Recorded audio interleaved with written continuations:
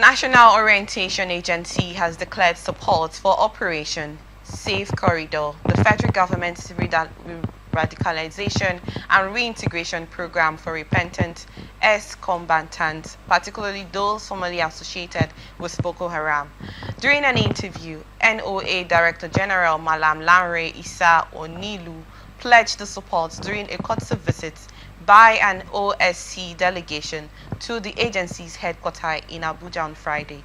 Issa Onilu said it was time Nigerians reframed their perception of the program and understood its importance to long-term peace and national security.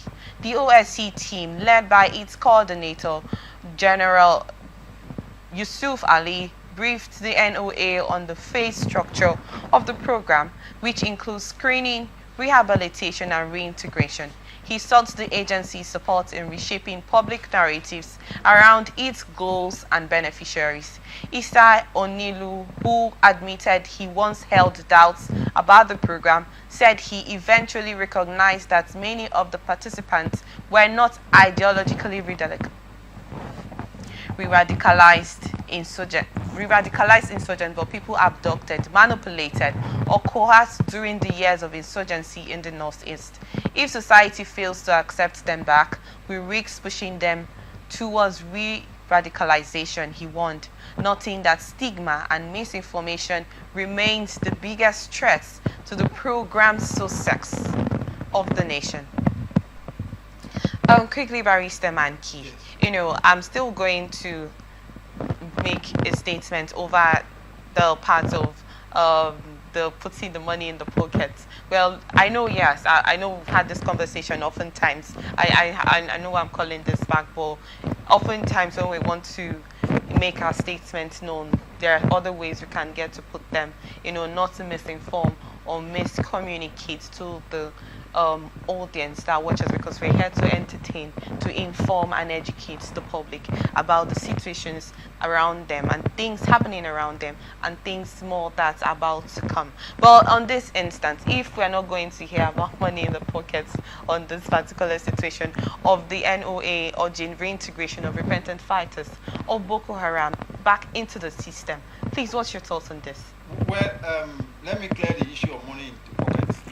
Now, assuming I'm a father of the house and we have a poultry farm and I'm in charge as a commander-in-chief, so to say. So we have workers, and then we have eggs, and I take the eggs to the market. I also take the mature fowls to the markets, those who can only much more egg. And I told the family that I'm saving the money for us to have solar power in the house. And I gave them a deadline that by December, somehow it will work. So the children are very hopeful that from December they are going to have uninterrupted power supply. And then by December or November, I shift the goalposts. There's a limit to which the children will bear with me. I will not be surprised one of the days when one of the children will say, Daddy, you can lie. I am not going to speak contrary to that statement. But the point I'm trying to make is when you actually do not have evidence to certain statements, it's not ideal you say them. That's the point I'm actually trying to make. There's a possibility of what you have made mention of. But if you do not have, I keep referring to your practice of a barrister. I know when you're in the courtroom in front of the judge and you have someone who is guilty, you need to either give reasons why this person is guilty or not guilty with evidence. Well, I want to believe that members of the public who are watching understands where I'm coming from, and we are together. I know I sympathize with you. I don't wish to be in your position based on let's just go on this page. Right. What has happened this morning is quite unfortunate. And in course of our talking, I make reference to it. You see what's happening in Burkina Faso? Yes. The president is even converting prisoners because he realized that these people, the state is wasting resources on them. He has now converted them into agricultural tools. They are now going to farm. As you go to farm and show good behavior, they reduce your prison sentence.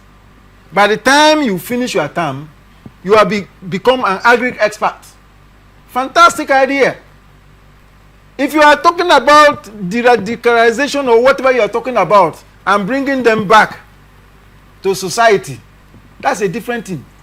You are bringing them into security agents in the country. How about those who are their victims? They are seeing IDP camp. Something is wrong somewhere. Let me not make certain comments so that we do not go back to money in pocket concept.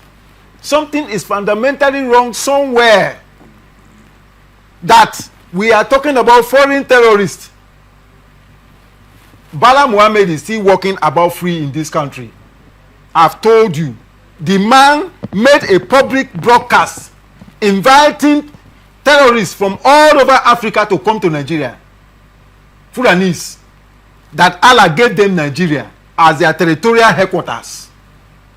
And these are the people that are coming in, particularly from the last administration. Sadly, this very present administration says it will continue from where the last administration stopped. In combating the insurgency. Yes, this man, what's his name? Adesina, told Nigerians that it is better for them to give up their ancestral land instead of being killed by these terrorists. That is a government that is meant to protect lives and property of the people. Then something is wrong somewhere. Chidima, if you accuse me that I'm not thinking straight, I will admit it on this very matter. But I tell you that my spirit tells me that something is fundamentally wrong somewhere. That you are concerned about. In fact, there was some time ago that Army came out to say that by rule of engagement, terrorists are coming in with their families from the Sahel, and then you are rehabilitating as they are killing. You heard of what happened in Jos. They say as they are killing the people out of their communities, they are renaming the community and taking over. Where is such a thing done in the world? And these are the people you are, no wonder they are killing our people like animals, those in the security agents. They ambush them at times. Let me give you a practical example that will shock you. In my community, our forebears, right? There was something very funny that happened. A kind of traditional curse that occurred. And a particular community became decimated. That if you mention you are from that community, you die.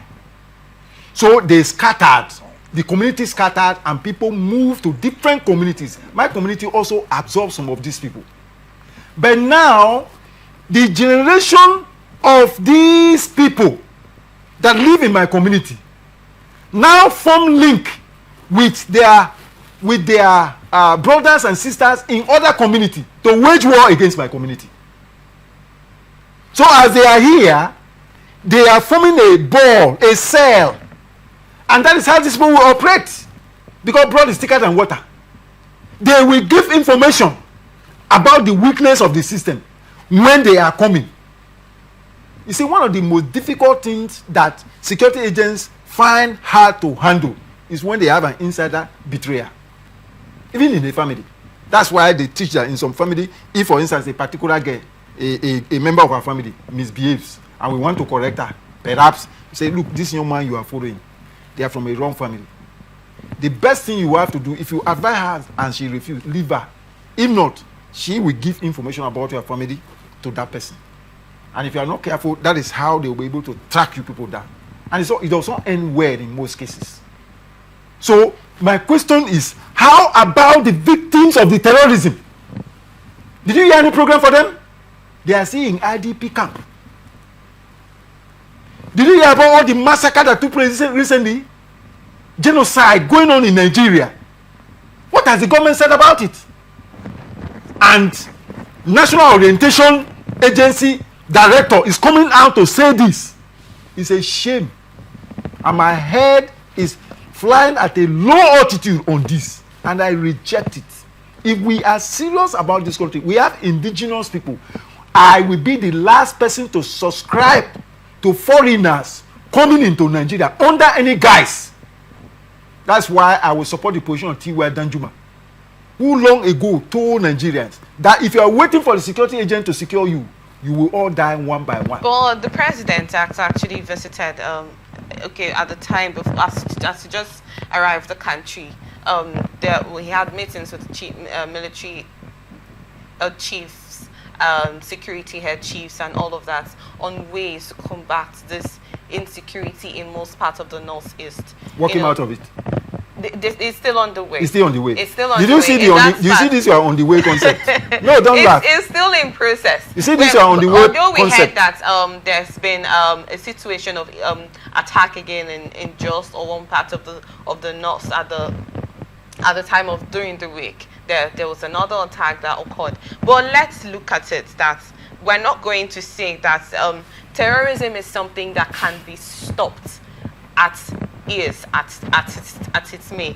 I do not want to take side on the reintegration, re-radicalization process that the NOA has urged on us to do, with reasons that they said of dehumanization, stigma and whatnot. And like you stated, what about the lives that has been taken and the individuals in the IDP camp? Is reintegration the right process that should be taken, instead of prosecution? I think that should be the question, because these individuals, although they are repentant fighters, they have also had blood stain in their hands. What if prosecution is rather better than reintegration? Reintegration in what sense? You see, the most painful aspect of it is that you are reintegrating them into the security agents. These are going to be the sell out. You know what you are doing from the beginning. You know the implication. There are certain decisions so you take. You don't feel that's another way to want to get information from who? About the plans that the Boko Haram, probably from the head. I'm just trying to think out loud. Let me say this to you. If you are looking from that angle, Nigerian security agencies have sufficient information about the plans, the ideas, operation modus operandi, and the ultimate target of the Boko Haram and the terrorists that are invading the country. And the purpose is to take over Nigeria and turn into an Islamic state. Nothing more, nothing less. And to take over the entire land. Now, I'm going to bring out what I call, they call it a conspiracy theory. With what is going on, with the action going on, I have come to the conclusion, this person, I should be held accountable for it. This conspiracy theory. That the way the government is going, the body language. If you're not going to use hate speech, because no, there's no hate speech about it. You want to. Listen you don't to mind me. Being held accountable. Okay. I'm going to be held accountable. What I mean by being held accountable, I'm telling you that this is my idea. Okay. That's why I'm a political analyst. Okay. Do you understand? Yes. What I see is a situation where it appears as if the government have an alliance with these terrorists. Because like this just one we just finished. Which government? This present government, this present APC government. That's the same thing I'm trying to say here. If there's an alliance, why would you want to eradicate something that benefits you in that instance, Barrister Mike? Yes. You cannot still say no, you are not sure of. See, there's no time that we've heard that there's any means of alliance. Before the US aid, there was a time they said that some people use the US aid funds to the US, the aid from the US to fund terrorism in the country. That actually brought so much investigation into that aspect. And some were saying that foreigners are the people sponsoring terrorism in the country. There's just been so much going on, because the question has been, why are they still here? Why is the continuation? How do they get the sophisticated weapons that they use to, attack individuals? We can look at that on that aspect, because the part where you have to point at a particular individual or a particular body. If you are afraid of that. No, I'm not afraid of that. Most of the fighters that have been caught. There's no fact to that statement. Most of the fighters that have been caught. There's no fact to that statement. Are you listening to me? Okay. Most of the fighters that have been caught, right? The videos are there. They confess that, look, we are Fulani pastorals. Do you understand? We take care of cattle. We don't need arm. That it is the government that gave us the arm. If you see the leftover of the cartridges that were used in the Jos massacre, when you shoot, right, there are leftovers that drop. If you see the caliber of the sophisticated weapons that were used in this massacre, you will know that we are in trouble. That's why sometimes we're going to. I would have allowed you to continue, yes. But I'm going to ask you this question: why would you want to, as a father, you talked about the hen and the chicken aspect? Yes. Why would you want to take life of the people that you protect? That's the question, because I will not still agree with you on that aspect of saying that this Fulani herdsmen say that they are being sponsored by a particular government. If you are, why not call out the names in that aspect? Bala Mohammed, who has come out publicly without apology. Barrister Manke, Bala Mohammed is not the... He's a governor, sitting governor. He's not under the president. No, hold on. Okay. Well, this is a federation. This is a federation, right? Okay. Like, let me say, for instance, like the governor of Rivers State, right? Apart from this nonsense that has happened now, the governor of Rivers State can be called to question about certain things that are happening here. Do you understand that? Well, the governor of Imo State can be called to question. There are activities that can happen. The president or the National Assembly can call him to come only if there are allegations that has been particularly leveled against any of them. That's when you call them to those allegations. Because it's happening within its own confine of authority. Yes. That's it. Okay. So in the same way, I ask you a simple question, right? I raise the question here.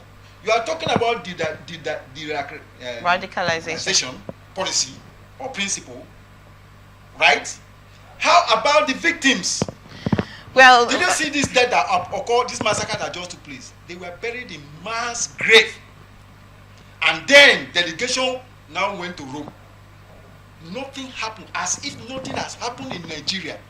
And then somebody who criticized it, they asked him that they're giving him 7 days to apologize. After the person apologized, the next thing now we're hearing a story that the person has been arrested. For what reason? Perhaps by today, things will become clearer.